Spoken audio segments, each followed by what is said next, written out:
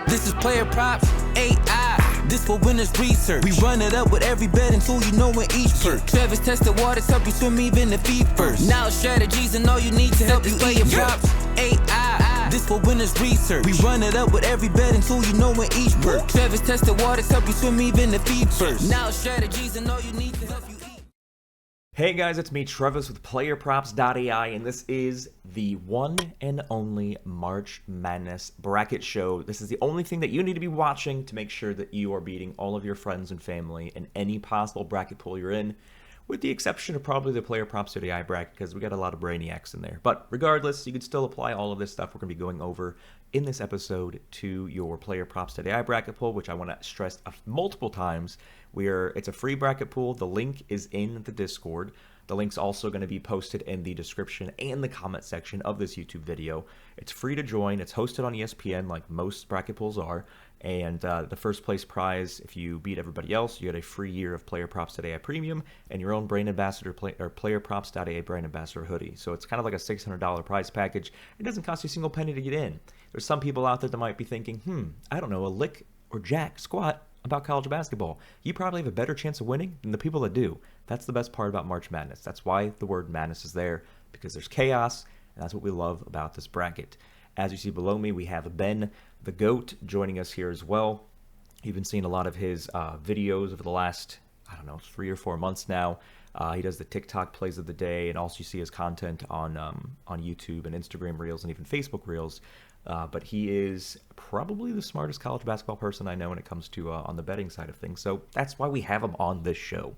What we're going to do is we're going to go through each side, each quadrant of the bracket, and kind of start from like square one and go until we have a consensus champion to actually help you build a bracket. We're not just talking about the first round stuff, but because we know exactly what the first round matchups are and we know what the odds are because they're already on all the sports books, we can kind of pair a bracket selection show or projection show as well as a first round betting opportunity. And then Ben, who's probably also one of the best futures bettors, if there's anybody that he really likes to win the whole thing, well, he's going to be telling you about it. So, Ben, on a scale of 1 to 10, how much does this bracket excite you compared to, let's say, like, the last 10 years? Like, when you looked at everything, is this like, oh my gosh, there's like so much amazing matchups in here?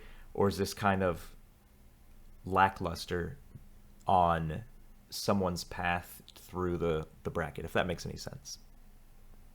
Yeah, I'm much more excited this year than last year because kind of how last year progressed towards the end of the college basketball season, it was very clear that we kind of had two teams in UConn and Purdue that were just so much farther ahead of the field. It was pretty unlikely that someone other than those two were going to actually win the tournament. And that doesn't really make it fun for me because you know how you and I know each other, so you know how I like to play these bracket pools and stuff, and I'm just never going to pick the chalk team that, everyone picks. And last year, those teams that everyone were picking were the clear and cut best teams, so It wasn't a fun year for me. But this year, I think it's much more wide open, especially, Auburn, who's a top seed, has not played well down the stretch of the season. Duke's dealing with some injuries, and I think it's as wide open this year as it has been in the last couple years. So I'm actually really excited for this bracket. Yeah, so I know the Duke favoritism with this phenom Cooper, who is did you see the video of his injury? It looked bad. It was one of those things where it's just like falling down from grabbing a rebound and just instantaneous he is parallel with the ground. I'm like, oh, that's broke. And then he's like, oh, he's gonna miss the rest of the ACC tournament. Like, he'll be back. And I was like, it looked like it was something a little bit more than that. But I think there's actually a chance, because I'm watching the news as well, that there's a good chance because Duke is versing a 16 seed, which 6 years ago was like, it's a whatever. But now we have the, what was it? University of Maryland something, UMS. What's the first 16 seed that won? What was their acronym? UMBC. It was like University of Maryland, Boston College, I think. And then we had the Farley Dickinson upset over Purdue, which that was 2 years ago. And then last year, after being embarrassed as a 1 seed, Purdue comes and they go to the final, and then they lost. They didn't win the whole thing, right? They lost it. UConn went back to back. Yeah, I was like, wait a second, like Zach Edey, I know that he made it pretty far, but like he didn't win. But yeah. So something else I want to mention is that Ben and I have made a insane amount of money in March Madness, specifically in the last 5 years. If you are new to watching PlayerProps.ai, which it's fair because PlayerProps.ai is 11 days away from our 1 year anniversary, and you didn't know me and any of the content I created before PlayerProps.ai was a thing, I have got the champion right, not through like necessarily my bracket, but just betting on them essentially, right, like the past 5 years. Specifically, 3 years ago, I was actually the USAtoday.com champion, where I had the highest bracket score out of everybody on USA Today, which I'm gonna get to that in a second, but that's a $25,000 cash prize, and that's something that's the biggest single win from bracket that I've ever had. But what I also want to stress is that I know that we have the PlayerProps.ai bracket that you guys are clicking the link on now and entering because it's free and you guys want a free year of premium, but it's in your best interest that if you see a website, whether you've heard of it or not, prior to March Madness that says, hey, we have a March Madness bracket contest and you can win XYZ and it's free to enter every single bracket contest you can. That's something that I specifically do. So after we're done recording this and editing this and throwing it up on YouTube, I'm going to go through and find every single site, because not everybody in the world played the USA Today bracket, but still had like a couple million people I think that did. And because I played that for free, I won that $25,000 prize a few years ago. But yeah, to Ben's point, didn't make an insane amount of money last year because it was a really chalky pick where I think the UConn against Purdue, which Purdue was still, they were a 1 seed last year as well, right? Wasn't the back-to-back years of being a 1? Yeah, and UConn they were just so heavily favored. It was like minus 300 or something ridiculously crazy, where from the bet that I had on them in the championship game was UConn first half and UConn full game, which kind of made it go down a little bit to like a minus 220 maybe.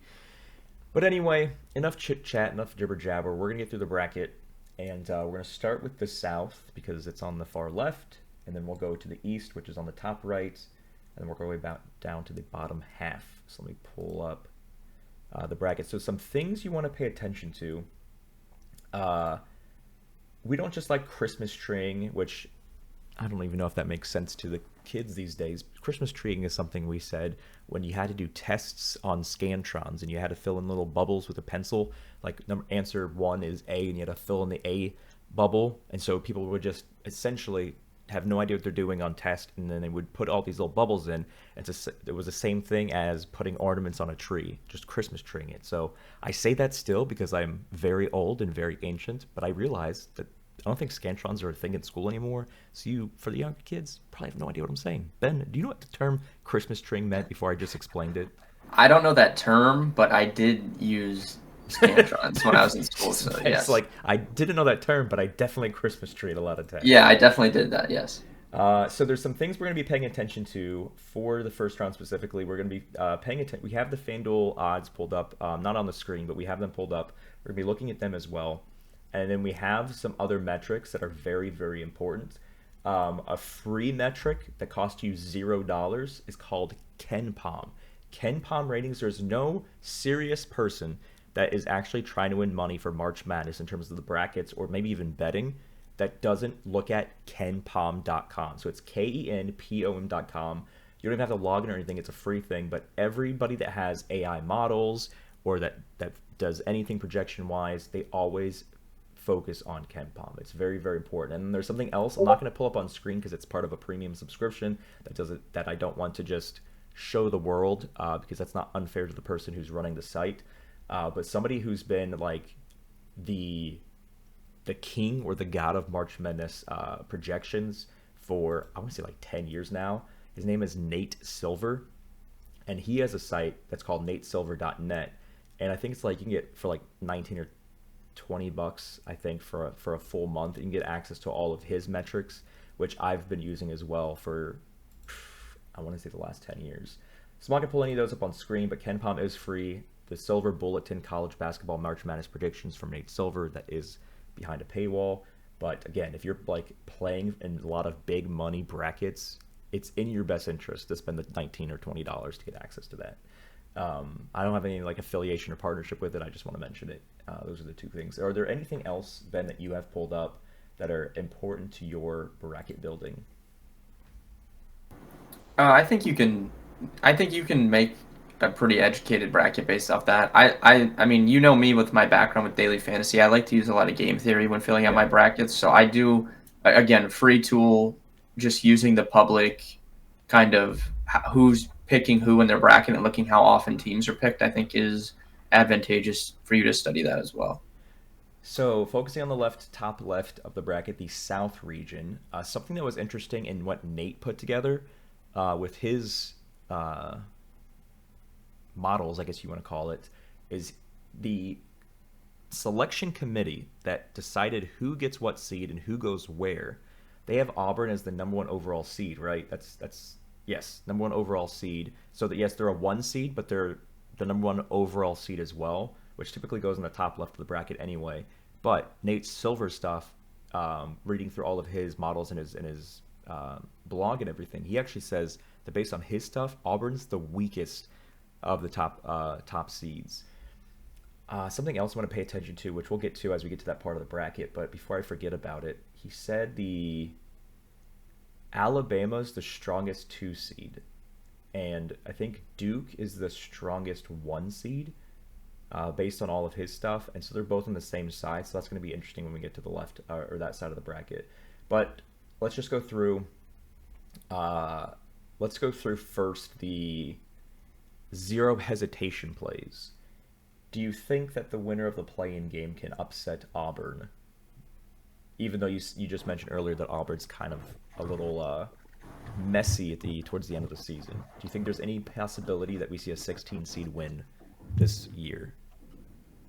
I don't think so. The seeding overall of this entire bracket is absolutely terrible, just by the way. Like, they need to find a more efficient way to do it without just having people pick it, I think. But no, I don't think Auburn can lose. I don't think. Now, I know this Creighton team is not the same Creighton team as the past, but you've always been a big Creighton person. I think it was basically it was a defense thing, or were they a high scoring team? There's something where they were like top of the nation for. Yeah, they've always been high offense. I mean, we hit big 2 years ago when they went on their run. I mean, we had tickets on that and stuff, so it was good. So I've always been in favor of them, definitely. So here on the screen, we have a matchup between 8 Louisville and 9 Creighton. Pulling up the KenPom, if we're just seeing which of those two teams have a higher KenPom rating, which again, this is a free site.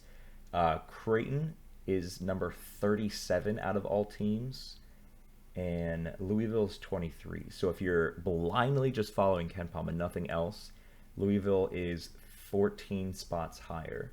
Pulling up, again, not on the screen, just referencing it because it's part of a premium subscription that's not part of PlayerProps.ai. Pulling up the projections from NateSilver.net for this 8-9 matchup has Louisville 63.5% chance to win. Now you're going to see when you look at PlayerProps.ai, you're going to see our own projections and everything from RAM models, but those are going to be updated essentially after this video is recording. But you can also compare what I'm saying with PlayerProps.ai once we're showing the first round games, which will be up shortly. But yeah, so Nate's says 63.5, 14 spot difference on KenPom. Is there anything, because I know you're the Creighton guru, is there anything putting you on Creighton upsetting, not even an upset, Creighton a 9 winning this 8-9 matchup here? I would lean towards the Louisville side. I think Louisville's way better than an 8 seed. So that's kind of unfortunate for Creighton. Now, Creighton will have the best player on the court in Ryan Kalkbrenner, so maybe he could take over the game and they win, but I really like this Louisville team coming into the season, so I would lean towards them, I think. I don't know if I saw that, if it was part of like the CBS selection show or the after selection show, I guess the selection reaction show. But I believe I did hear a few people mention that Louisville as an 8 is a very, very underseed, I guess, of them being an 8. I'm not sure. I think they might have Yeah, said it's bad. you could argue that they could be a 4, up to Yeah. a 4. Hmm. But yeah, so Ben agrees with it. Everything else we pulled up agrees with it. I'm interested to see what PlayerProps.ai says once we update this after the show. But I would assume that it would also be leaning towards Louis. We have Michigan and UC San Diego. So UC San Diego this is their first year of eligibility to be able to be in a March Madness bracket since they got bumped up to D1, and they're 1 of 1. So they're here as a 12 seed, and if anybody knows anything about March Madness, the 5-12 matchup is always what is looked at for, okay, what 12 seed's going to win, because as crazy as it sounds, almost every year there's at least one 12 seed winning. I'm pretty sure. I'm trying to remember last year. There was a 12 seed that won last year, right? Or was that a year that it didn't happen? I'm pretty sure it did. I think there was one last year. I'm just trying to think what that matchup was. But regardless, the reaction show, because I'm trying to remember everything I watched from the reaction show from the CBS guys, but they said this is a potential 12-5 upset. I think they think that Michigan's a lot weaker than the 5 seed mentions, but again, I'll do the same thing for you guys that I did with the other matchup. I'm going to pull up Ken Palm here. We're looking at 5 Michigan.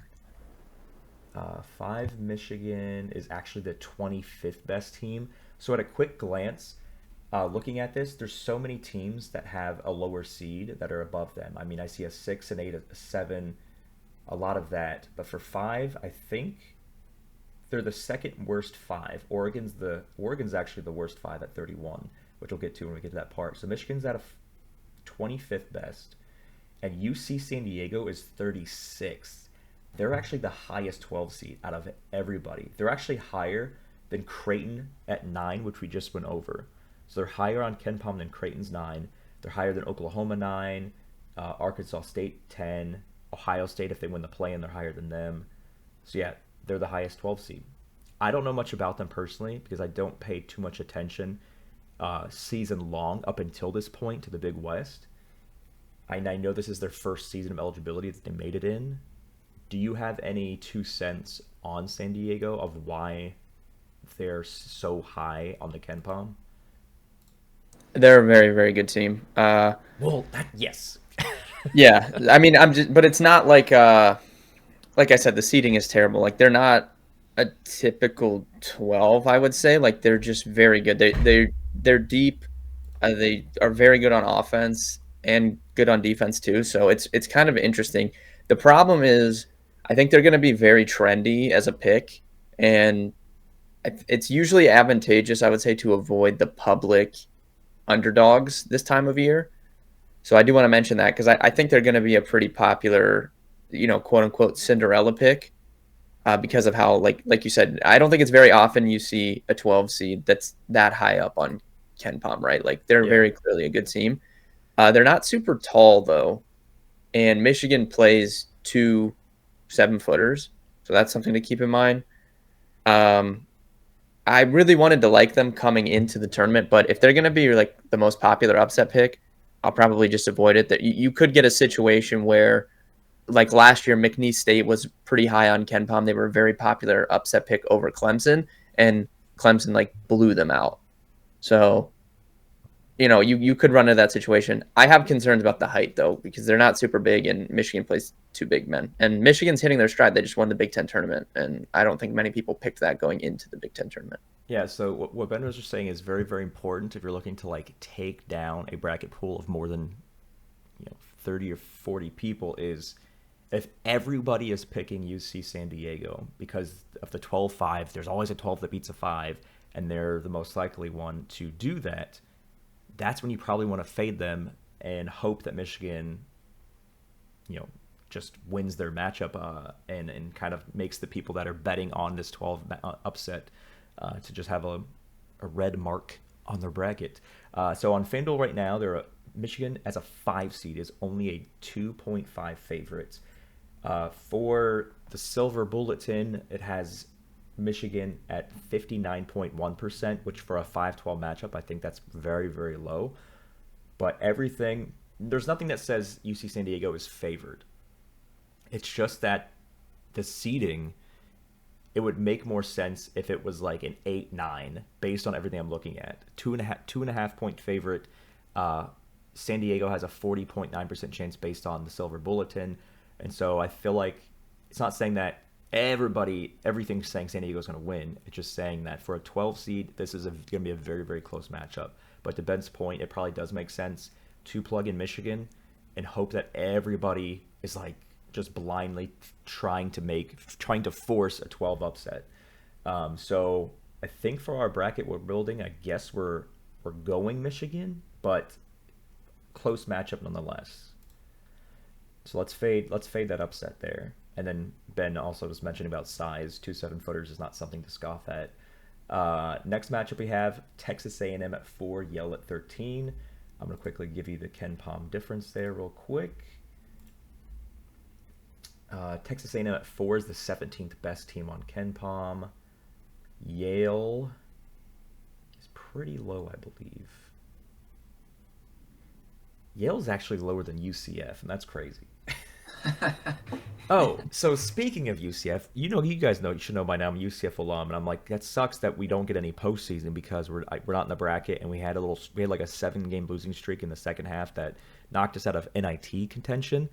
But I don't know if you probably know this by now, but I don't know if you saw this. There's actually a new bracket that started up this year. This is the first year. It's called the College Basketball.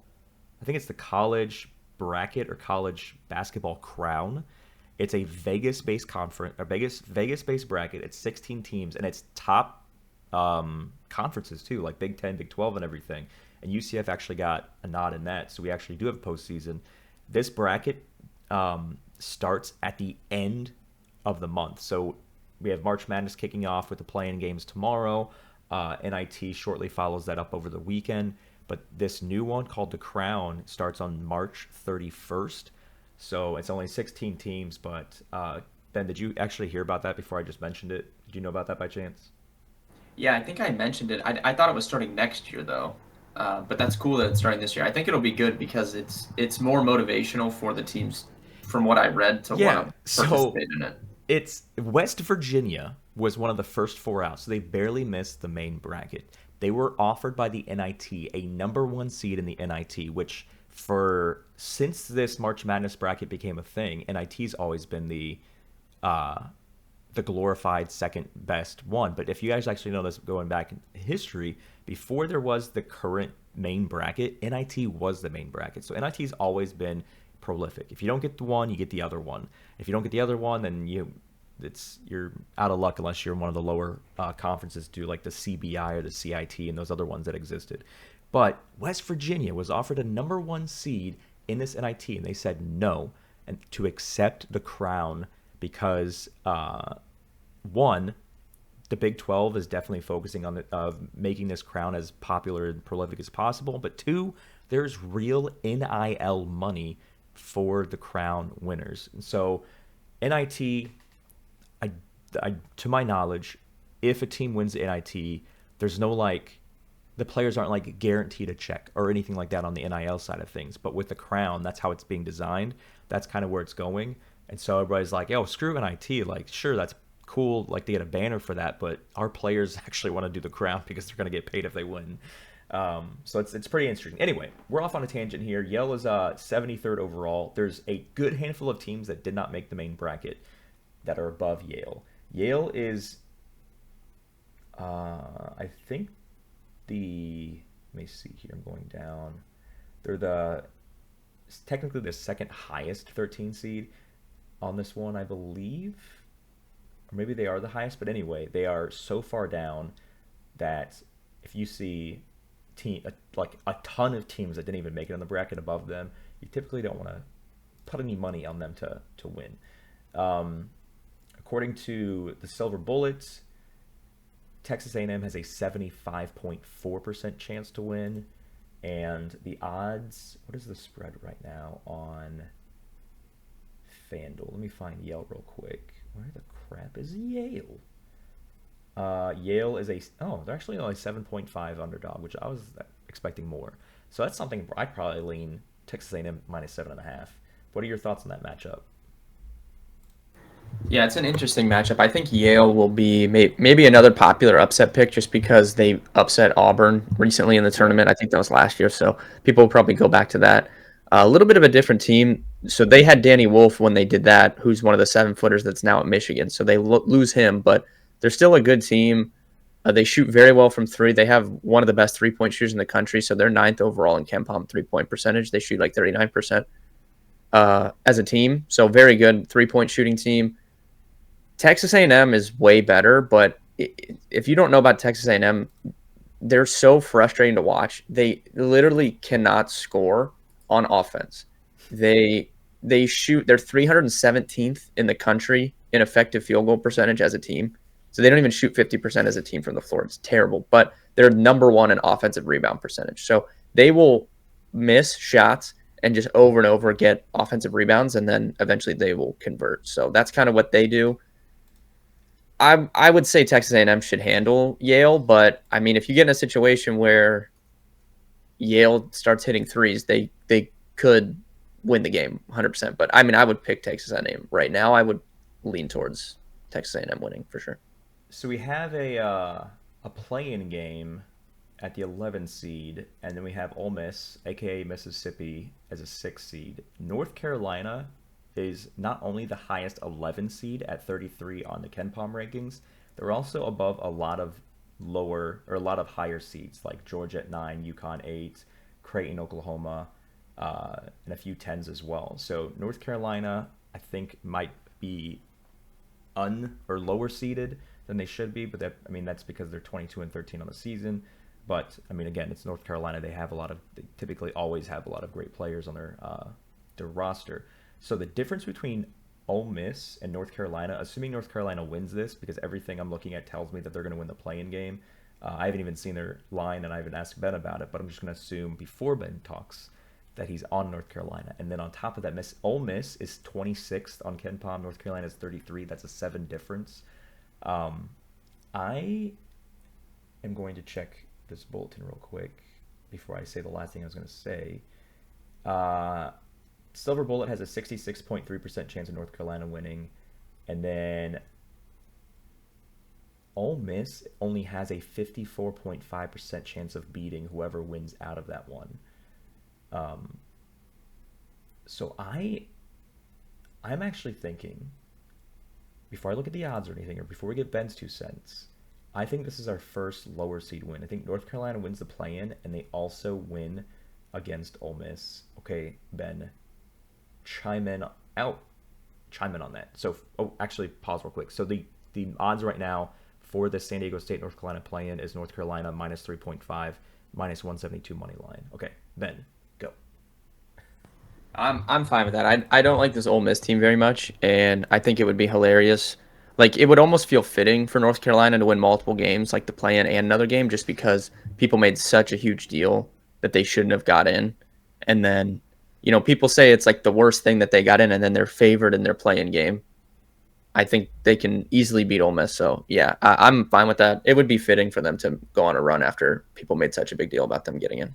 Next matchup, we have Iowa State 3, Lipscomb 14. I believe I was hearing that Iowa State is very, very high-seeded, based on a lot of metrics, they shouldn't be a 3. But if we're referring to KenPom, they're actually the 10th best team. They're the second best 3. Lipscomb, probably down here in the garbage. How far do I have to scroll to find this team? 83rd.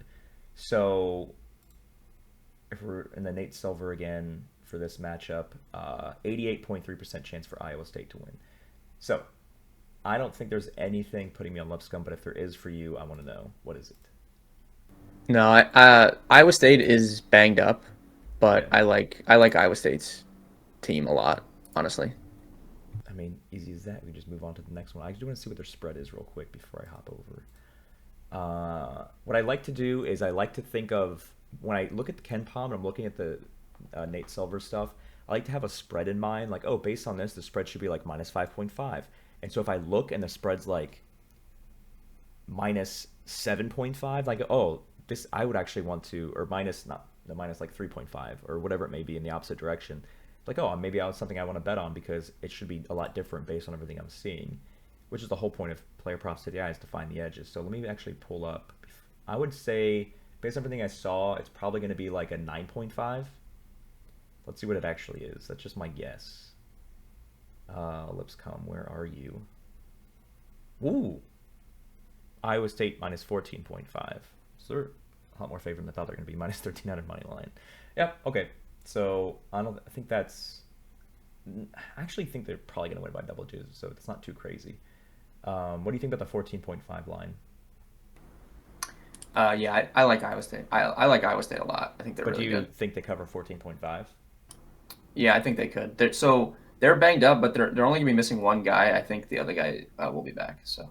All right. So going to the next one, we have 7 Marquette, 10 New Mexico. So 7 Marquette, 10 New Mexico. Marquette is the 28th best KenPom team. New Mexico is the 41st. So there is 13 spots in between. Nothing too crazy there. And then for the Silver Bullet, gives him a 63.2% chance of the higher seed winning. I don't have any 2 cents on this one. This is just a typical 7-10 matchup. What are your thoughts on it? Marquette's one of the teams I'm looking to fade. I don't like them very much. And Shaka Smart, 15 years of tournaments, has only ever made it to the Sweet 16 2 times. And that was back when he was, at VCU, and that's kind of where he built his kind of rapport as a good coach. So I'm fine fading Marquette. New Mexico was a popular upset pick last year. Wait, I think New Mexico played Clemson last year, actually. I think I said McNeese earlier. No. I think that was New Mexico State.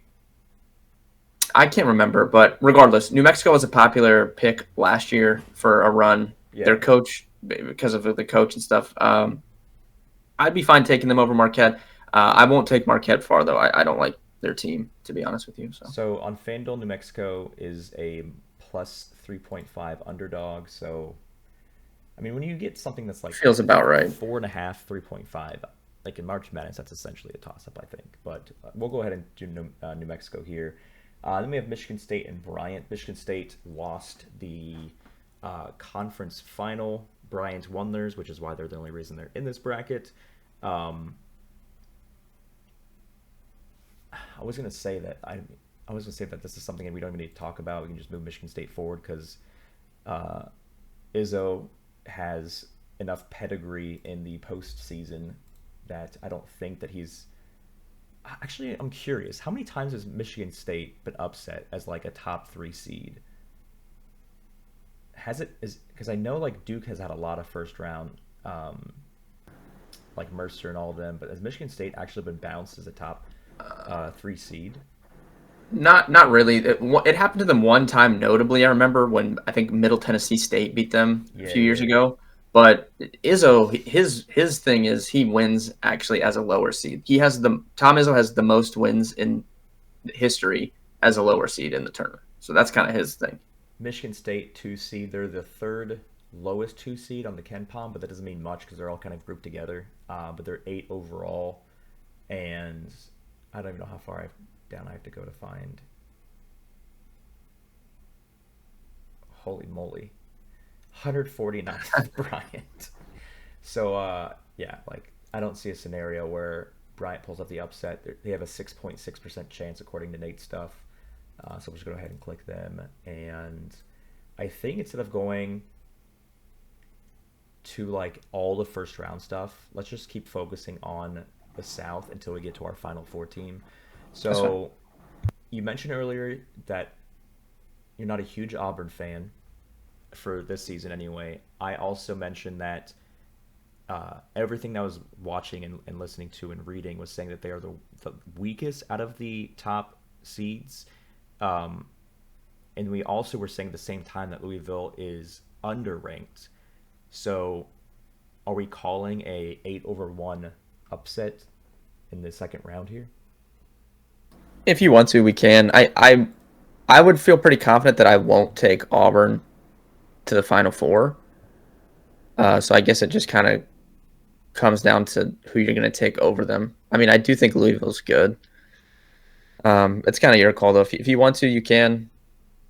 I would probably, if I'm playing in a smaller bracket pool, I think that's important too, which we didn't mention. Like, know the contest you're playing. If you're playing in a huge, with a million people like you did in USA Today, you have to get a little bit crazy. If you're playing with like 100 people, you can be a little bit more conservative until the end. But yeah, if you want to take him out, you can. I'm not going to take him to the Final Four, though. I don't think so.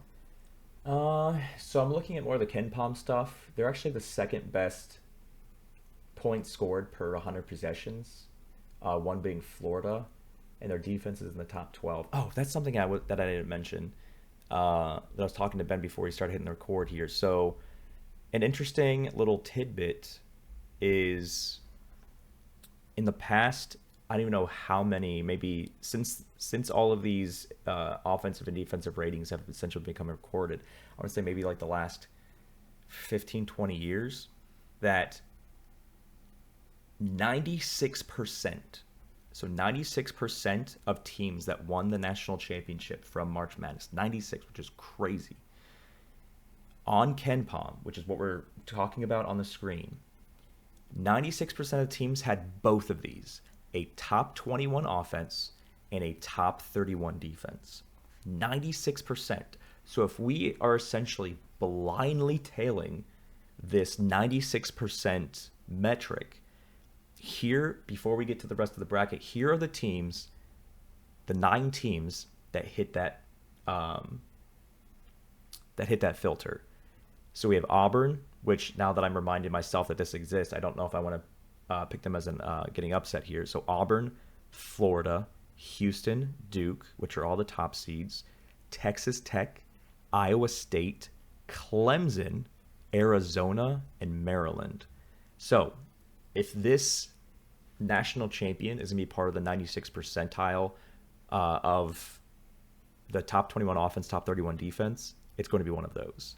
If it's not one of those teams, then it's a crazy outlier 4% chance. Not 4% chance, but 4% based on the historical Ken Palm thing. And Ken Palm's going to make a lot more sense when you pull it up on screen. I don't want to back and forth and just keep flashing things on screen, but kenpalm.com, KENPOM.com is what we're referencing. So that is a very interesting thing. So I think because Auburn is on that list, I'm going to not pick them to get upset here. I'm not going to pick them to win, but I feel like I'm going to pick them to go a little bit further. So next up we have Michigan 5, Texas A&M 4. I feel like Michigan's going to get tested more in their first game than Texas A&M's going to be. I don't have a lean either way before I pull up Ken Palm and remind myself what's what here, but Texas A&M is 17 and Michigan is 25. So Ken Palm leans Texas A&M.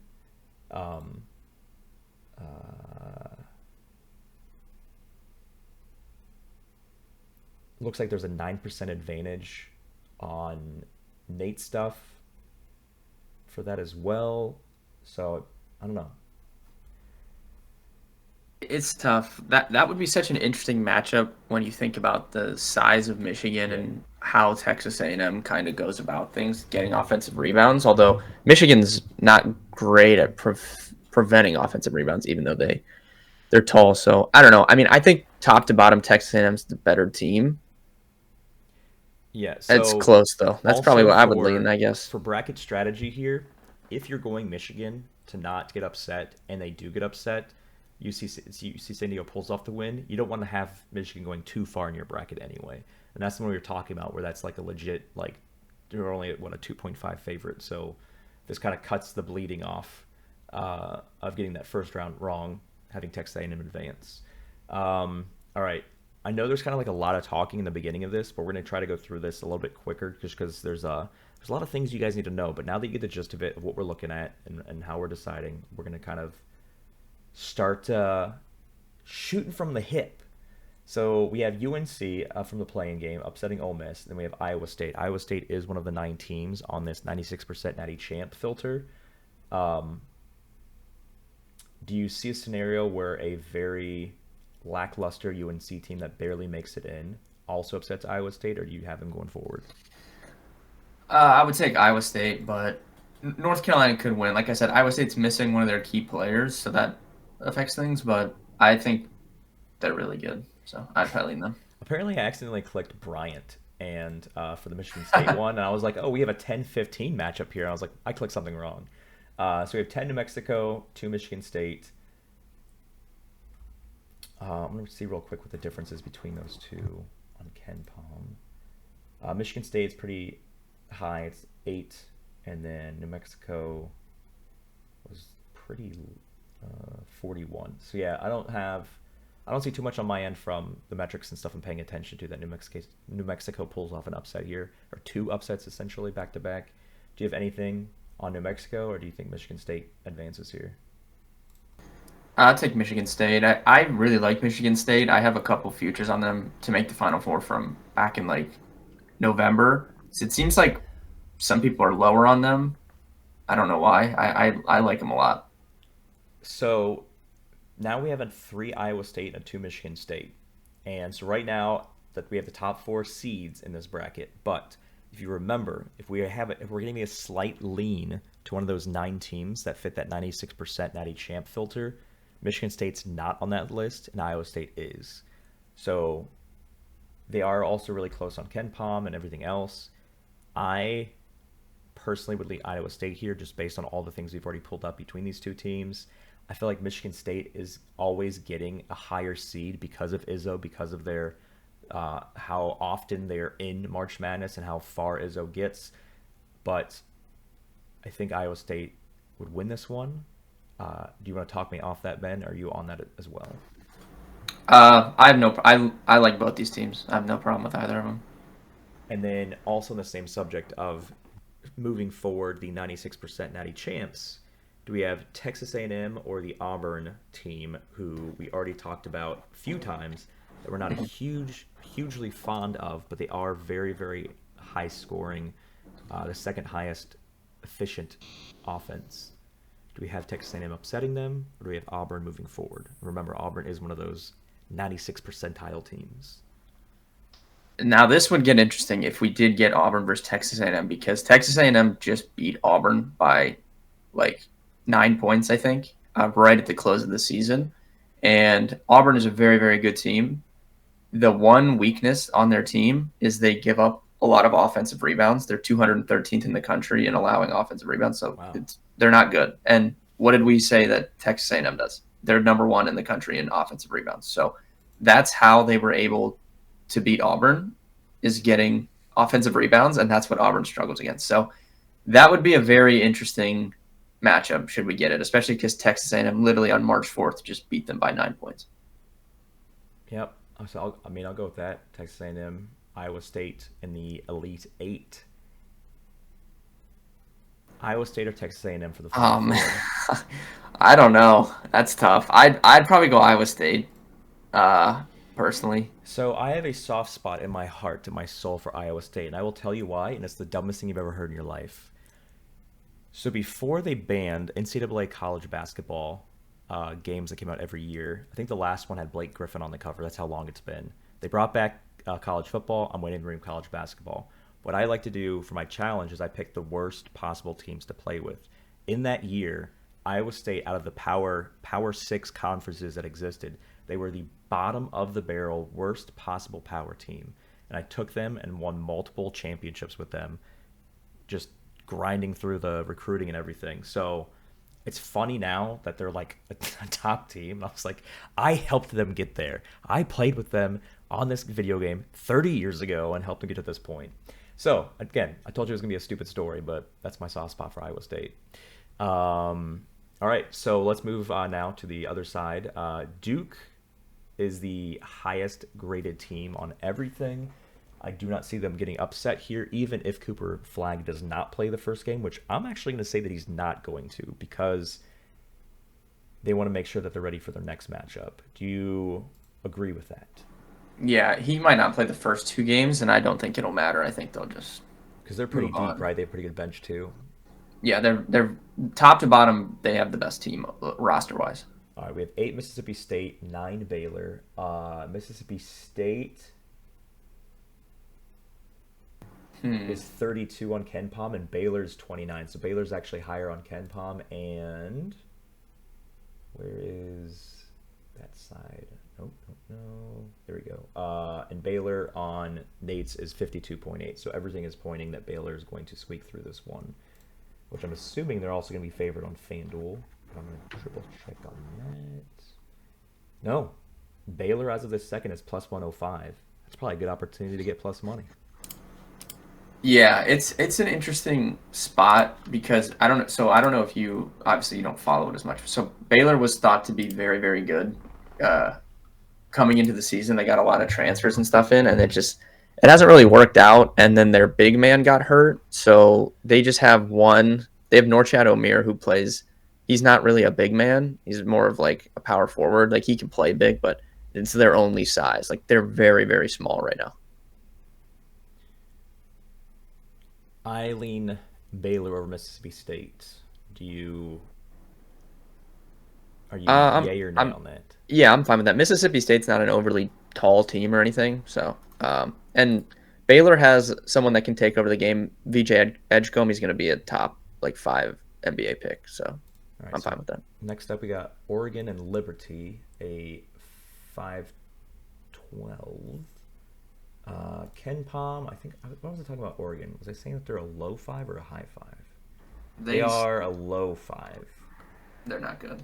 Yeah, Oregon is the lowest 5 by a chunk. They're the 31st best team on KenPom. And wait, did I pull up the wrong thing? Hold on. Who are they versing again? Liberty. Why am I not finding Liberty on here? Is Liberty bottom of the barrel too? Liberty's 62. Yeah. So it's not crazy close, but it's interesting to note how low Oregon is for a 5. Oregon has a 74% chance to win, according to Nate, and odds-wise, where were they? 6.5-point favorites. So, do you think Liberty pulls off this upset, or do you think Oregon is probably only going to win one game in this bracket?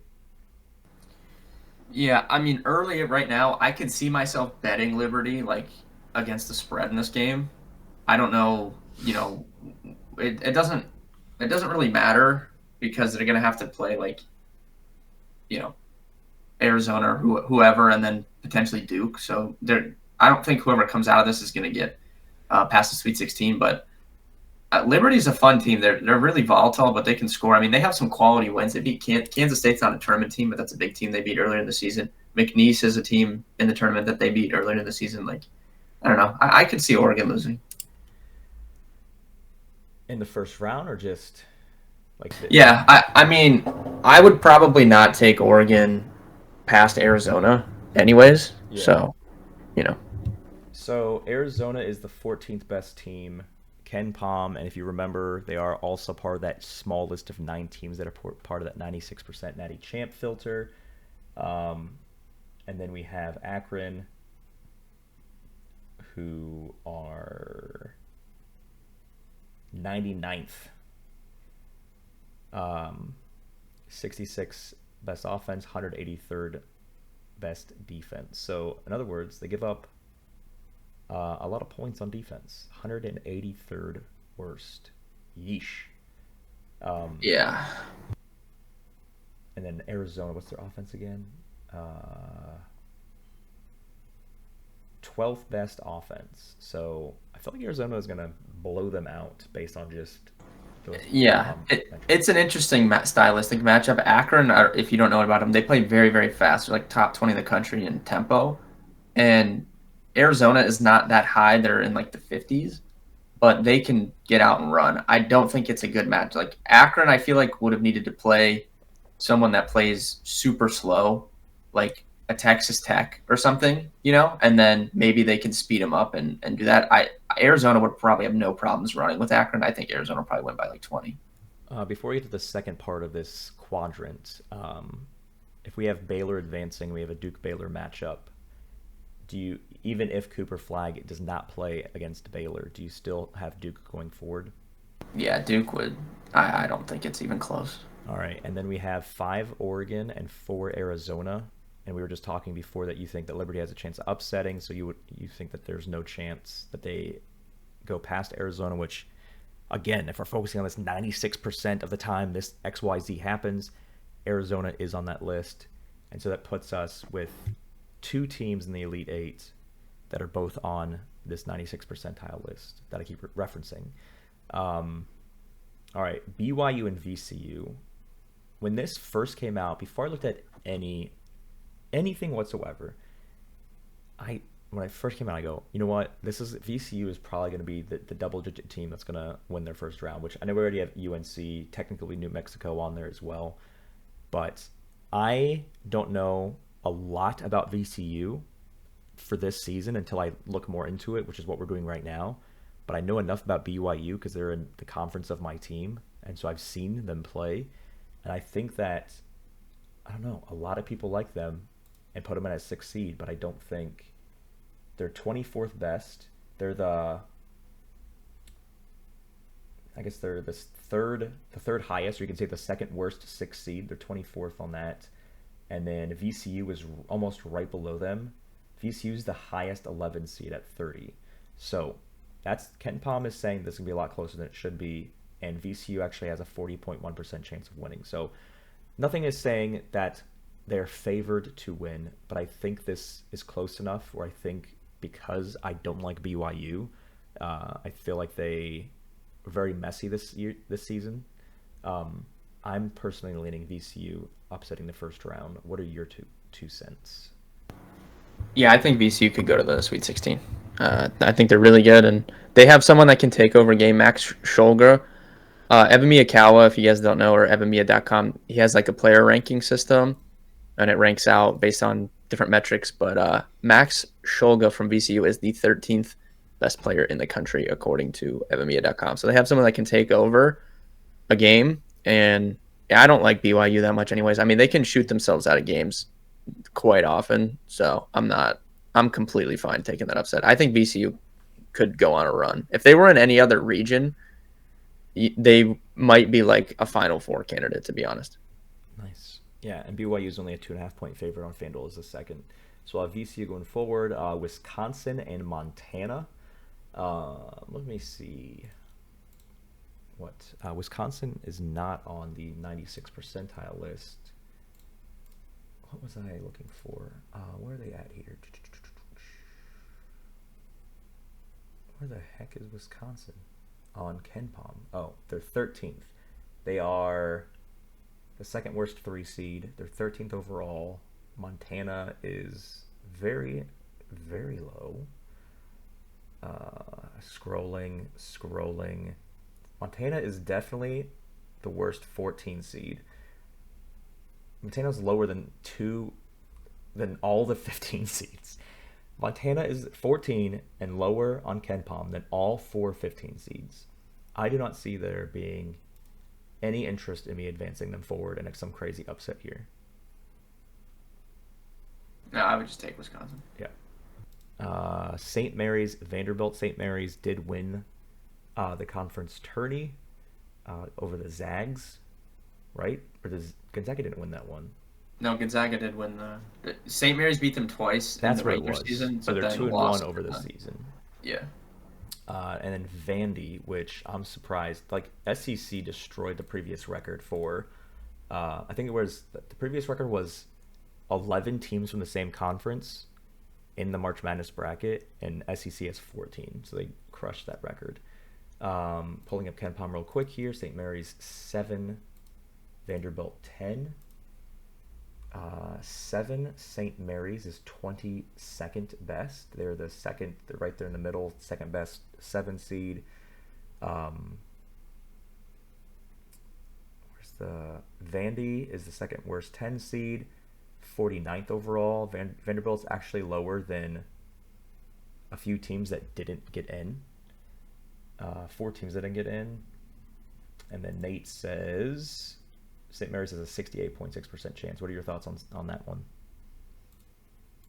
Yeah, I don't really like Vanderbilt that much, to be honest. I don't know. I'd probably just take St. Mary's, even though St. Mary's kind of has the reputation if they don't win in the tournament. I don't really think Vanderbilt's that good, to be honest. Next up, we have Alabama, 2 seed, sixth best Ken Palm. Nate says 92.7%. I think I only watched Robert Morris in their conference championship game, but I don't think I have anything pointing me. They have Alabama. I don't know what I just said there. Alabama puts up points. They have the fourth best offensive rating out of the entire country. Any chance they get upset here? No, I love this Alabama team. I think it's Duke and Bama in this region. Okay, so you have Alabama beating St. Mary's. Yeah, I really love this Alabama team. So last year they went to the Final Four. Obviously, pretty same team. They've added some pieces, but the crux of the team is the same. Last year they were 111th in defense on KenPom. This year they are 32nd. So they're one off your cut of 31, but that's a massive improvement. Like to make a run to the Final Four with that bad of a defense is unheard of, and they're so much better this year while still being amazing on offense.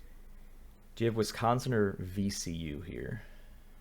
I would be down to take VCU maybe on a little run. All right. Duke and Arizona, assuming there's if there's not a broken ankle or a torn ligament that Cooper Flag is playing in this game. Yeah, I would take Duke. Is it only Duke if Cooper Flag plays, or do you think Arizona wins against Duke if Cooper Flag doesn't play? It's closer, but I really don't. I don't. I mean, Arizona's another team that just has a reputation of choking in the tournament. Yeah. So I don't know. It's probably Duke regardless, but I'm pretty confident Cooper Flag would play by that point. And then you have Bama over VCU. Yes, I do. And then Duke, Bama. It's tough, man. I'll probably. You can do what you want, and like most people will probably have Duke here. I don't know what they're being. I can check real quick. You mean like how much they're being picked to win? Yeah, it's around like 65%, I think, to go to the Final Four, it looks like. I don't know. I really love this Alabama team, so I'm biased, and I have futures on them, so I'll probably take Bama, but it's a coin flip. I mean, Duke is the best team. All right. So now we completed the top half. We're going to quickly go through the bottom half. Again, we're not spending the same amount of time we did on the top left. We're just going through teaching you guys what we're doing and what we're referencing. So far bottom left, we have the West, Florida, which is, I think this is their first time as a 1 seed since they had their championships. They're back-to-back with Joakim Noah, Al Horford. Who else was on that team? Chandler Parsons, was he on that team? Somebody else. No, that was beforehand. Yeah, I don't think Norfolk. I don't think there's a 16 seed. These are like four pretty. I mean, we'll say that every year, and then there's a 16 seed that upsets. But I'm not going to choose it in this bracket we're doing. So we're just going to hop down to UConn and Oklahoma.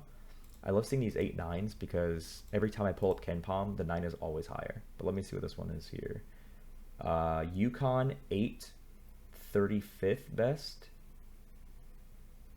Oklahoma, where are you?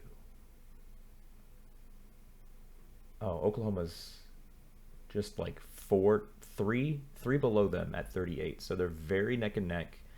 They both are in the top 21 of scoring offense, and they're both kind of lackluster on defense. UConn's 94th overall, and Oklahoma's 70. And let's go to what Nate says for this bracket.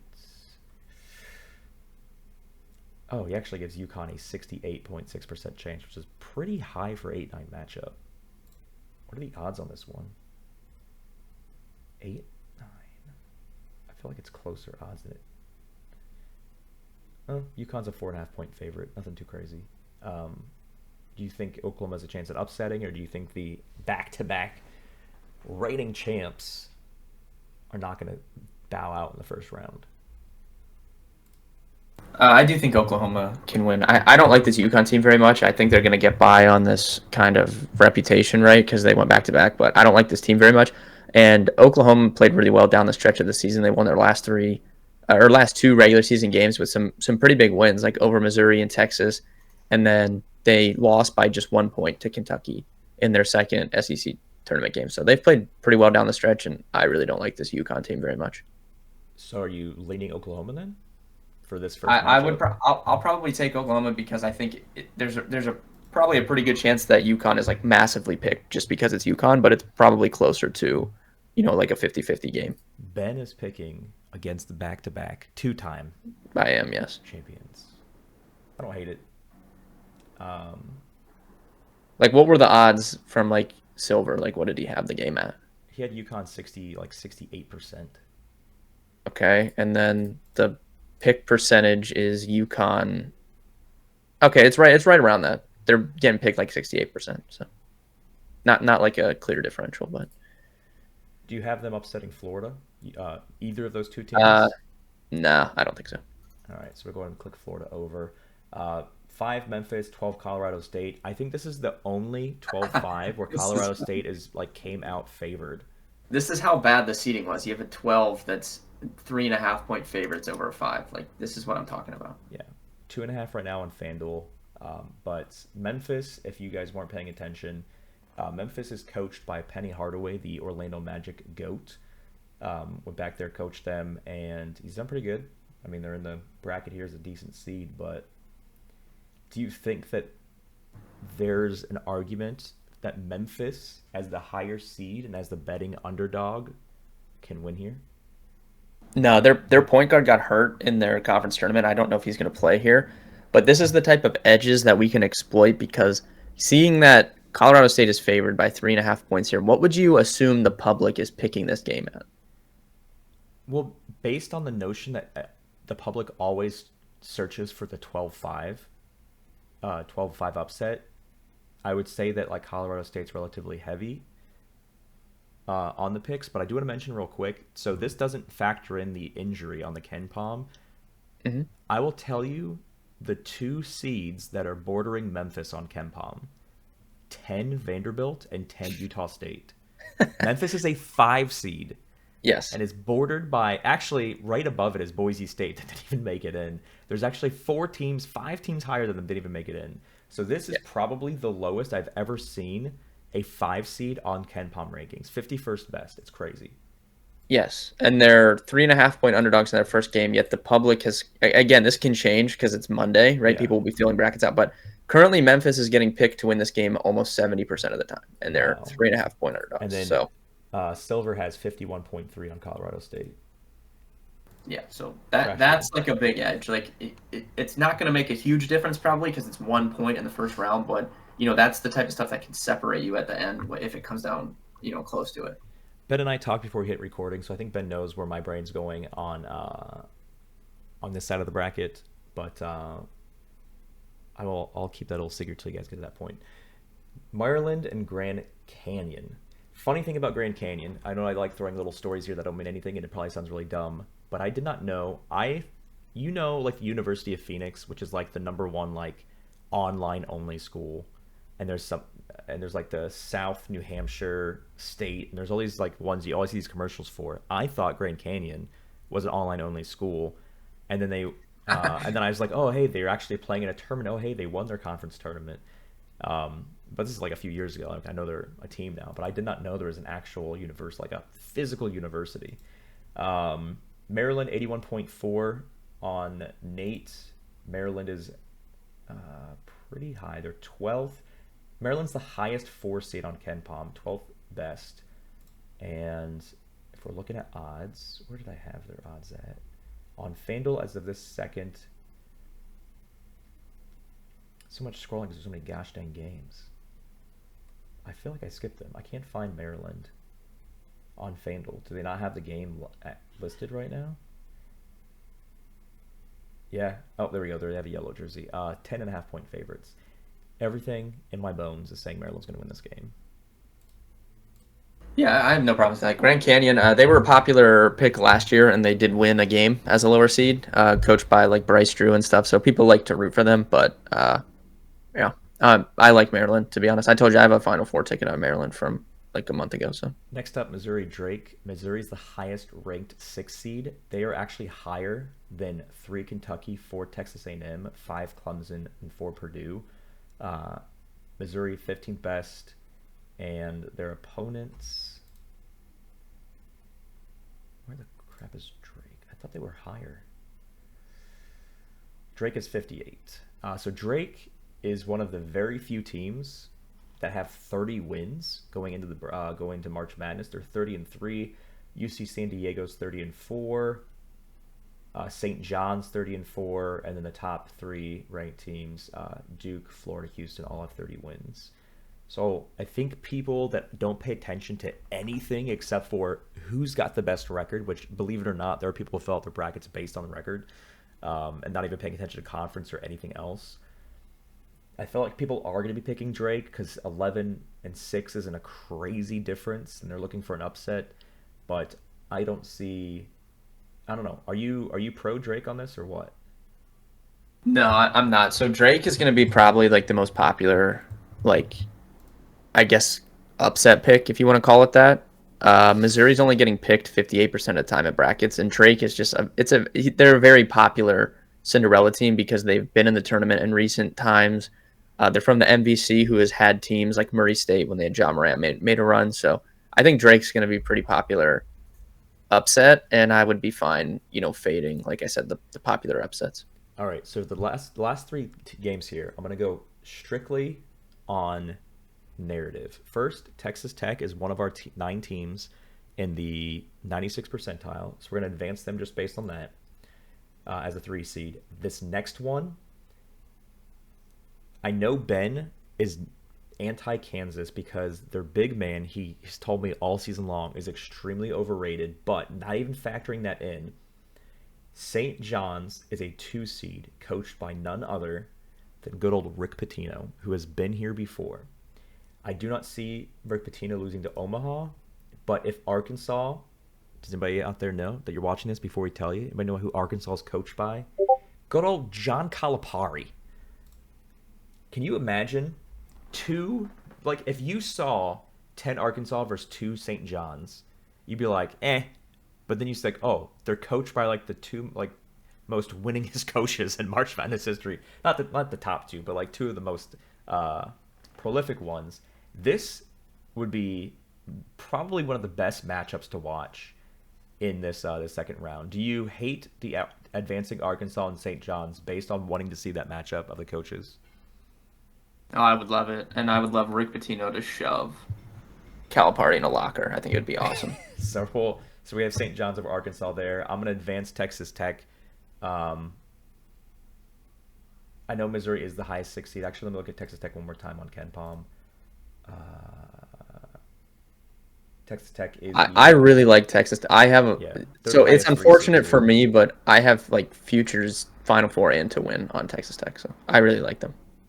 Maryland as well, one of our 96th percentile teams. Colorado State is going to be favored in the first round. They're going to hold on and beat good old Penny Hardaway, but I think that they're not going to be a Cinderella team. Maryland's going to beat them, and then you can fight me on this if you want to, but if we are strictly focusing on this 96%, I'm having Texas. You already said you like Texas Tech, so I'm having Texas Tech end the magical St. John's season. But Florida, Maryland are both on this 96th percentile. I'm gonna pull up. Florida is number 2 on Ken Palm. Maryland is number 12. Maryland has a 19.8% chance to make Elite 8. Florida's got a 58.6. And to make Final Four, St. John's actually has a higher chance, 17.3. But I don't think that's what happens. I think that I want to go Maryland here over Florida. You can do whatever you want. It's unfortunate for me because last year Florida was the team I was the highest on. Had a ton of bets on them, and it looks like I was a year early, unfortunately. And now, given how they've played down the stretch of the season, I mean, they haven't lost since the calendar flipped to March, and they have just big win after big win. They've beat Bama twice. They just beat Tennessee yesterday. They beat Texas A&M. They're the number one, offense, like you said, on Ken Palm. They're just going to be so extremely popular. I'm going to have to avoid them when, like, I loved them last year, and they're just a better version now than they were last year. So it's unfortunate for me, but I'm fine taking them to lose because they're just going to be so popular based off the recent performances. So I know Ben just pointed out that Florida's number one offensive rating on Ken Palm. If you were curious, before you pull it up, who the number one defensive rating is on Ken Palm, it's St. John's. A lot of people are like, why is there St. John's number twos? You'd never heard of them before. Well, they're 30-4, and they've been shutting down opponents defensively. I mean, they have the best coach of all time in the history of college basketball. So it's just that's what comes down to. So I don't know what I want to do here. Texas Tech 7, Maryland 12, 4 seed, 3 seed. Gun to head. Who are we advancing? Both of these are on the 96th percentile. Yeah, you can do what you want. If Texas Tech is healthy, which is a legitimate question because they just rested 2 players in the Big 12 tournament. If they're healthy, I legitimately think they could go to the Final Four, win the title. Like, they're just outside the cut rate on your defense. They're at 37, but they are so nasty on offense. Wait, who's outside the cut rate? Texas Tech is 37th in defense right now. It probably changed overnight from like whatever, if you saw something posted yesterday, whatever, but Texas Tech can win the title like 100%. They have everything that you would want, and they have a player, JT Toppin, that can be the best player on the floor and take over. So I'm biased towards them, but if you want to go Maryland, there had to have been an update because Maryland for the 96th percentile is top 21 offense. Maryland's yeah, they're 28th. Yeah. Or maybe you saw some faulty information there. I don't know. It does update after, like, every day. So maybe there was updates after the conference tournament games yesterday concluded. Maryland has... So that changes your opinion on Maryland then, yeah. So they both have the 6th best. Texas Tech is the 6th best offense. Maryland's the 6th best defense. Maryland 25-8, Texas Tech 25-8, the exact same record. If they're healthy, I think Texas Tech is the better team. Okay, Texas Tech to the Final Four. All right, let's go through this Midwest here. I know that you're a massive Houston fan. You love them this year. Before the bracket even came out, I asked Ben who he thinks is going, and he said Houston all the way. So just advancing Houston to the next round. Something that's very interesting is everybody and their mom is all on the same of Gonzaga being extremely underseeded at 8, and they are by far and away the highest 8 seed. But the teams that they're above, I mean, let me pull it up here. Not on the screen, but I'll just pull up the Ken Palm. Gonzaga's above 3 seeds, 2 seeds. I mean, they're above Iowa State 3, St. John's 2, Wisconsin 3, Kentucky 3. So I think that Gonzaga is going to definitely win this first game because, I mean, they just had a crappy, like, mid-season skunk, essentially, which put them in this position to get an 8 seed. But as much as you love Houston, as much as Gonzaga is underseeded, if I'm assuming you agree with the underseeded part, what do you think about Houston Zags in the second round? Yeah, Gonzaga definitely got underseeded. I feel bad for them. It's a nightmare matchup for them against Houston, though. There's like 2 teams that I would say they have no chance of beating, unfortunately, even though coming into the bracket, I was saying Gonzaga is going to be a great team to bet on. Elite 8, Sweet 16.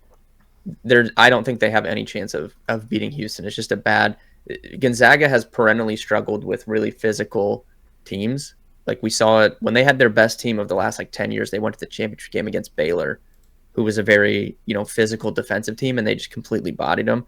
I don't think they can match up with Houston's physicality. So I think it's a bad matchup. So I hope people, because like I said, 2 days ago, I was like, I'm going to be betting Gonzaga. But seeing the matchup, I hope people stick with that because I think Houston will destroy them, personally. That'll probably be a big bet for me, honestly, Houston over Gonzaga. So next we have Clemson 5, McNeese. So McNeese got some, I guess, TikTok or Twitter viral stuff because they something about their the manager. Student manager, yeah. Yeah. But anyway, so Clemson, I think, is the only 5 seed that's on our top efficiency list. They're 24th best offense, 16th best defense. McNeese is very, very low. Well, not very, very low. I mean, they're 59th, but kind of second worst 12 seed. Let me see what McNeese. Yeah, Clemson 78.7% chance of winning that game based on Nate. I don't have any argument here of not to advance Clemson. I think Clemson's very good. Like I said, McNeese was very popular last year, and they got completely destroyed in their game. So I do think that's got to be on their minds, right? Like how bad they lost last year, but I do think Clemson is just way better. So Purdue's the worst 4 seed on KenPom. Purdue sucks, dude. I can just tell you They have the this. 7th best offense, though. Yeah, they have the And best point guard. Braden Smith is a dog, but they're not a good team. their defense is not that great. And then, of course, they made it to the final last year, but mostly in part due to the 9'5" Zach Edey. Yeah, they have not been able to replace him. 71.3% chance. There's not enough showing me that High Point is going to pull off an upset. I just don't think. I think what Ben's saying essentially is they're not going far. High Point. I think High Point's a live dog. I don't know if I'll pick it in the bracket. It might be something I just sprinkle a bet on. Something interesting on High Point KenPom wise. So they are 84th overall, but they're 25th best defense, and for being a 13 seed, I feel like that's a pretty high offensive rating. They're gonna put up points. Yeah, they can score, and I think like they're not super big. Like they're outside the top 200 in height. But like I said, Purdue has struggled to fill the shoes of Zach Edey, and their big man has not played up to kind of, I think, what they thought he was going to do coming into the season. And they're not tall either. They're 182nd. So I think High Point's live. I don't know if you don't have to pick in your bracket, but for betting, I would probably dabble on High Point, to be honest. So we have a play-in game of Texas Xavier. Nate's says 63% chance that Xavier beats Texas, and then there's a 59.9% chance that Illinois beats whoever wins that game. Who do you think is going to win the play-in, and do you have anything going against Illinois? Yeah, Texas played great to close the season, but I think if Xavier can beat Texas, this is where I would honestly wait on this. If Xavier beats Texas, I could see Xavier making a run. If it's Texas, I'll probably just pick Illinois, I guess. But I think Xavier could go on a run if they get in there, to be honest. But we have Xavier essentially winning in this thought process. Illinois, the 15th best offense, 41st best defense. They're a smidge away from being part of this 96th percentile.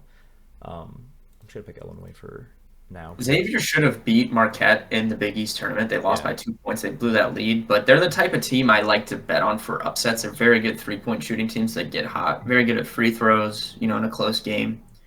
So I think it'd be a fun matchup. I just don't like Illinois, but, I mean, they're a good team. So Kentucky's the worst 3 seed. Everybody's going to be picking them blindly because they're Kentucky. The Blue Bloods that are always going to these conferences and winning games always get picked. But to note, they have the 8th best offense, 56th defense. Their defense is mid, but their offense is pretty high powered. Their opponent, Troy is if you guys don't know or you don't follow, Troy is like the notoriously like really good at covering spreads. It is good to know. So you would take the Troy spread, but not them to upset outright.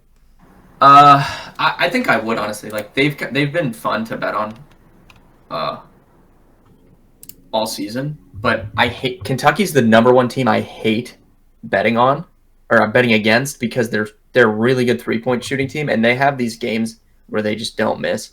And if you catch them on that, it's so annoying to watch because they will literally make every shot. It's so annoying. But I'm looking Troy on the season. 3-0 against the spread on neutral sites. They were 3-0 against the spread in their conference tournament games. Just overall, all games they were like 66, I think, percent against the spread. And then they were 65-ish in non-con games. They're very good. They also were heavy favorites in a lot of games, but I think they were profitable as an underdog against the spread too. The few times that they were. All right.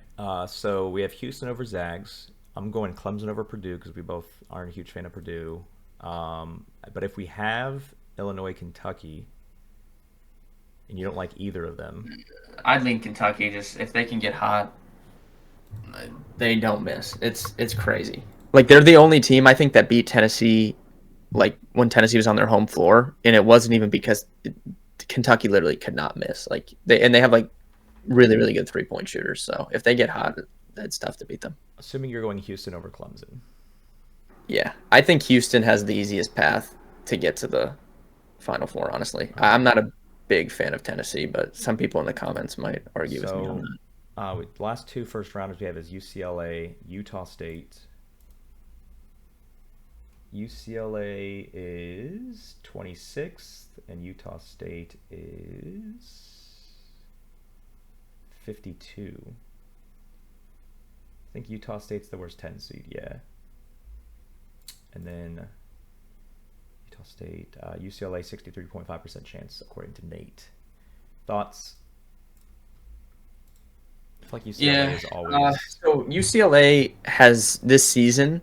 They were very, very bad away. They were a very good home team, very bad on the road, and that's why I bet against them in the Big Ten tournament, and that proved to be profitable. So it's kind of tough. Like if you look at all their losses, it was all away games or neutral. They played one neutral game to start the season against New Mexico and they lost. So I don't know. I don't love honestly Utah State, but I don't like UCLA away from home. So So this is interesting. it's So interesting. Tennessee is the highest Ken Palm 2 seed. They're the highest non-1 seed. And the offensive rating is 18 and the defensive is 3. So these things have Tennessee essentially makes the 96th percentile one, even though it's not a part of the original list. Yeah, and they're like a typical Tennessee team with Rick Barnes. Very good defense. They can stall out on offense in periods. They have a very good point guard, Zakai Ziegler, who's experienced, which I think is important. But Rick Barnes has never been a big time coach in the tournament. I don't trust him. And like I said, their offense, they're 18th overall, but outside the top 150 in 3-point shooting, they can stall out on offense, which is a concern. So if they play a good offensive team, I get worried about that a little bit. And So I don't know. Tennessee over UCLA would put us in a Tennessee-Kentucky matchup. I think we just said Kentucky is a decent offensive team, even though they're pretty Yeah, low on Ken Palm. They're Kentucky 8th best. Kentucky beat, like I said, they're the only team to beat Tennessee at Tennessee. Their only home loss this year came to Kentucky. Do you think Kentucky beats Tennessee? It would be a good game. I don't know if they played twice or not. Oh, they did, dude. Kentucky beat Tennessee twice. Yeah, I would take Kentucky. You'll hear this thing that it's hard to beat a team 3 times in a row. That's just not true. It is not hard to beat a team 3 times. I think I would take Kentucky over them, to be honest with you. I don't like Tennessee, though. Like I said, people in the comments might push back on me, but I'm lower on Tennessee. Ben's ready And for it- your comments. He's like, I am. If it came down to Tennessee, Houston, though, Houston is just a better version of Tennessee. Like they do the same things. Very good defense. Houston doesn't Yeah, have but now these like, with offensive Kentucky pieces. beating them 3 times in the same season, we have Houston, Kentucky in the Elite 8. Yeah, that would be interesting. I would lean Houston. Kentucky in terms of allowing offensive rebounds, they're pretty good at it. So that would be good, for them, definitely. All right, so our final 4 is set. We have the number 1 seeds on the right side, Duke and Houston, and we have the number 3 seeds on the left side, Iowa State and Texas Tech. Now, That would be a crazy. we have a healthy Cooper Flag, final 4, assuming that there isn't some crazy additional issue with like a tear or anything. Versus your favorite that you've always this entire season been a fan of, do we say that the extremely popular Duke pick is upset essentially? I'm pretty sure they'd be favored in this game, probably by a few points. That is upset by Houston. Yeah, I mean, I would have to. Look, you guys can do what you want. I would have to pick Houston just because of how I play my bracket pools, and I know how popular Duke's going to be, And then, like, looking at the pick percentage, even currently, Houston is even in the final round of 4, we're seeing 49% picked for Duke. Like, it's astronomical. Like, I just can't do it. If they beat me, they beat me. I will accept defeat, but I would take Houston, I think. Okay, so we have Iowa State, which is 20 offense, 9 defense in the 96th percentile, and we also have Texas Tech, which is 6 offense, 37 defense, which technically removes them with the 37 defense from the 96th percentile. So if we're just playing this percentile game, we already have Houston in the final. It would put Iowa State in the final against Houston. Or do you like Texas Tech more? I think end of day I like Texas Tech more, but this would be a dream matchup for me because I've loved both of these teams all season. So if they actually both made the Final Four, that would just be so awesome. So if you want to take Iowa State, completely fine. In like December, I thought Iowa State was going to win the national title. So it's not like I don't think. What was the highest seed? Were they ever the 1 seed or 1 ranking? They're up there, right? They're like 2. They were up there early on. Yeah, I don't think they were 1, but they were pretty high up there. All right, we have a final. Houston, Iowa State. Yeah, I mean I would pick Houston, but dude, that would be such a fun, especially because it's 2 Big 12 schools. So yeah, obviously they've played, and Iowa State has been in the game. Actually, pull up their games they've played against each other because I think they just played one time, and it was a close game. But Iowa State. Oh yeah, it was. So I'll give you the background on this. Iowa State lost by 9, I think, but they were missing like 2 of their best players. Like they were very short-handed, and a lot of people were betting Houston because they were like, it was Houston at home. Iowa State short-handed, but they kept it close the entire game without those players. So they also won the second half, 37-34. Yeah, without those guys. So if they are. I think it would be a great game, to be honest. So I think everybody and their mom is going to be creating a March Madness YouTube video. I feel like because Houston's a 1 seed, the chance of somebody picking Houston is a lot higher than somebody picking Iowa State. So I think for the fact that we can pick a 3 seed to win, and everybody's like, oh, the PlayerProps.ai guys got it. I feel like that'll be I'm telling you, there was a period of time in like December. I'll go find text messages that I sent to people where I said I thought Iowa State was going to win the title like in December. So. Okay, so now for the tiebreaker for the championship game here to enter these contests that ESPN has, total points. So the total score of their previous matchup, which I know you said before you get to the rehashing people being out, this one was what was it? Probably like in the 120s, probably 127, I think it looks like. Sounds right. Yeah. So with Iowa State's top 2 players out, that's pretty low total. Yeah. Do we think like 145 is a solid number, or do you think that's too low? No. Well, 140-ish is probably fine. All right. I mean, Houston's so good defensive. Like their totals of their game are always going to be like lower than average. All right. So, ladies and gents, it took us a while to get here, and if you fast forward to the end just to see who we picked in the bracket, you're going to laugh at us. You're going to be like, how do we get to this point? But if you do want to bet individually on these first round games and even the second round matchups, it's in your best interest to go back and rewatch this and see, okay, what were they talking about this matchup? Who should I bet on this matchup? So this is what we're locking in. Iowa State wins it all over Houston. 2 Big 12 schools. I'm probably going to bet this happening because I have to. Oh, we have to now, just for the Iowa memes. Iowa State winning, and then also Iowa State. If I can find on Hard Rock Sportsbook, the suckiest sportsbook in the world, if I can find like Iowa State over Houston for like plus like 50,000 or whatever it would be. I don't know.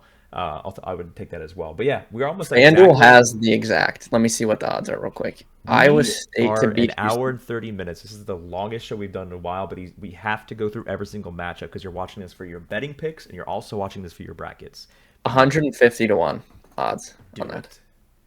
Oh, that would be the craziest hit You in the already have a history of Houston. YouTube You already have videos. Houston futures. Yeah, I already have a So Houston do the Iowa futures, State yeah. Houston thing. Oh my God, $20 to pay 3,000. That's crazy. All right, but hour 30 into it, you guys made it. You filled out your bracket. Hopefully, you learned some stuff. Remember, KenPom.com is free. Nate Silver, I think the website is officially natesilver.net. NateSilver.net. You can sign up for his March Madness stuff. Like I said, it's like $20 or less just for the month. So you just get all the extra stuff that we were referencing. And yeah, ladies and gents, we did it. We're here. Congratulations. And if you fast forwarded from the beginning to here just to look at the Final Four and the championship pick, shame on you. Shame on you. Thanks for joining us, Ben. Is there any other 2 cents that you want to share? No, just I mean, I'm sure I'll have more content out. Like, just be mindful of the type of contest you're playing in. If you're playing against 1,000 people, your strategy should change versus if you're playing against 30 people. Exactly. All right, guys. Good luck with your brackets, and hopefully one of us wins $25,000 again because that was fun. All right. See you guys. Thanks for watching.